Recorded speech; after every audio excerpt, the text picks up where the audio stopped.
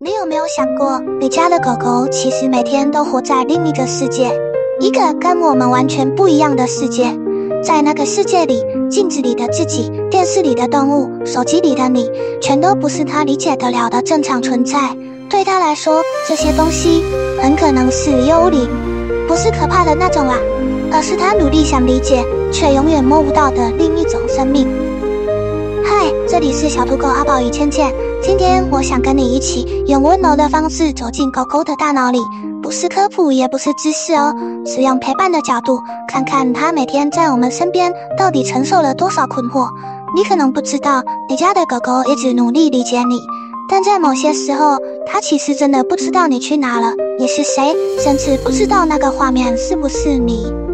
當當，我們先從一個最日常的場景開始。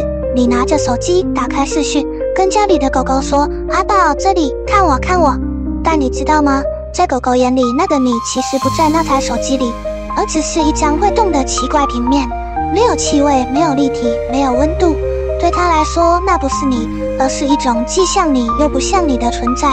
想象一下，如果有一天你面前出現一個長得跟你高中時黨一模一樣的生物，但沒有聲音、沒有影子的人，只會盯着你笑，我的。你應該也會覺得超可怕吧？當當，但最神奇的還不是手機，而是鏡子。很多主人說，我家狗狗怎麼看到鏡子會生氣、會低吼？因為它看到的不是自己。因為狗狗的世界裡，自己的臉其實沒有那麼重要。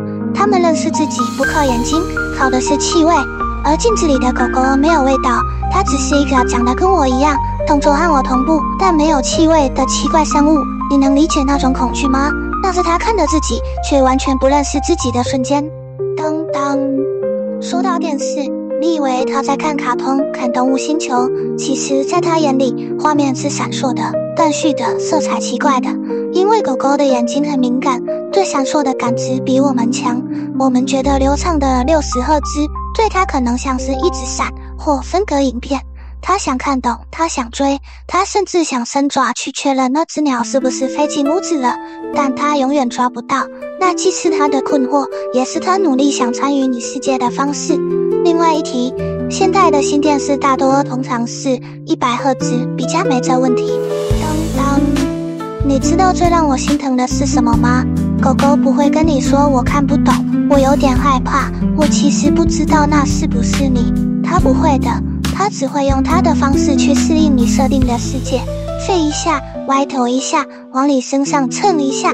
他所有的小動作都是在說：“我不知道發生什麼事，但我願意相信主人。”當當，狗狗的世界為什麼如此不同？讓我用最溫柔的方式講給你聽。狗狗的眼睛不是壞掉了，它們只是跟我們生來就看不一樣。他們的世界不是彩虹，而是黃和藍的世界。他們看到的螢幕不是連續，而是跳動的影格。他們分辨不了照片、鏡子、螢幕裡的真實感，而他們最信任的不是眼睛，是鼻子和心。他們不是小傻瓜，他們只是活在完全不同的維度，而你是他連接這個世界的橋樑。當當，我們常常以為是我們在照顧狗狗，但你知道嗎？在他眼裡，你是這個世界裡唯一的穩定點。鏡子會騙他，螢幕會閃爍，照片會像鬼影，電視裡的動物會突然出現又消失。只有你是有味道、有溫度，會碰到它、會抱它的人。只有你是真的，所以被寵的狗狗才會那麼依賴你，那麼信任你。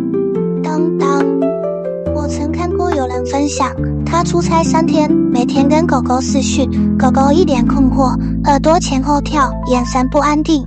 但主人回家後，狗狗沒有像電影那樣衝上去爆哭，它只是靜靜靠在主人的腳邊，深深吸了一口氣。那一刻，它才知道，真正的爸爸回來了。雖然不知道這個故事是真是假，但我覺得有時候感動不是劇情，而是那種我終於找到你的平靜。當當，如果你家狗狗會對鏡子生氣，對手機疑惑，對電視狂叫，請不要責怪它，它只是在努力理解一個它原本不需要理解的世界。你可以做的其實很簡單，坐下來陪它一起看，不要在它緊張時逼它靠近螢幕，多用聲音和觸碰讓它感到安全。多讓它聞、碰、感受你的存在，這些比任何高級玩具都能帶給它更大的安心。當當，有時我們會忘記，狗狗其實一直在用它的方式理解我們，它比你想象的還努力跟上你，理解你，保護你，陪伴你。而鏡子、手機、電視，只是它在追着你的途中遇到的一些小困惑。它不知道那是不是幻影，但它願意為了你一次一次去嘗試。今天你聽完這些，你可能會比以前更懂狗狗了。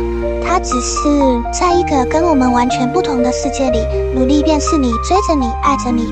而它眼中那些幽靈，鏡子裡的自己，電視裡的動物，手機裡的你，其實都比不上真正站在它面前的那個人。因為對他來說，只有你才不是幽靈，只有你才是他喜愛的世界。謝謝你，也謝謝你願意聽進狗狗心裡的小聲音。如果喜歡，請訂閱我喲，也歡迎分享呢。我們下一支影片再見，拜拜嘍。